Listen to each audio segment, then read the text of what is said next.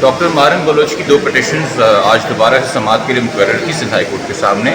ایک پٹیشن ہے جو ان کے خلاف ایک میلافائڈ FIR کاٹی جاری کی دہشت گردی کے قوانین کے تحت اور سیڈیشن کے قوانین کے تحت، جس کو ہائی کورٹ نے سسپینڈ کر دیا ہے. وہ آرڈرز تو کنٹینیو ہیں.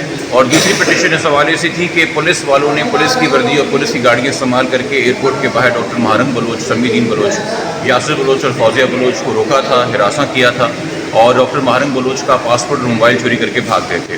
جس حوالے سے پچھلی سماعت کے اوپر DIG صاحب کو DIG ایسٹ کو ہدایت دی گئی تھی کہ وہ انکوائری کریں. 28 اکتوبر کو یہ تمام چاروں فریقین جن کے ساتھ یہ واقعہ پیش آیا تھا DIG صاحب کے سامنے ان پرسن اور تھرو آن لائن پیش ہوئے تھے. اپنے اسٹیٹمنٹس ریکارڈ کرائے گئے تھے. جو واقعے کی ریکارڈنگ اور فوٹیج ان کے پاس تھی وہ ہم نے DIG صاحب کو دے دی تھی.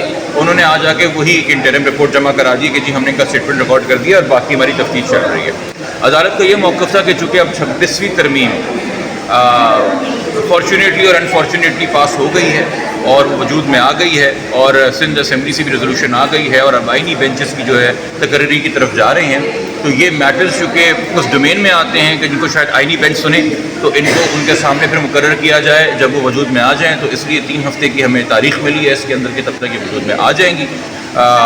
باقی عدالت جو ہے پیچھے سینئر وکیل صاحب بیٹھے تھے، خالد جاوید خان صاحب سابق اٹارنی جنرل بھی ہیں، ان کی طرف انہوں نے دیکھ کے سوال کیا کہ شاید ان کے علم میں ہے کہ کون سے ججز آئینی بینچ میں آ رہے ہیں، جس پہ میں نے بتایا کہ مائی لارڈ سب کو ہی پتہ ہے کہ کون سے ججز آئینی بینچ میں آ رہے ہیں، مگر ہم پھر بھی امید کر رہے ہیں کہ ہمیں شاید کوئی پلیزنٹ سرپرائز بھی مل جائے. Thank you.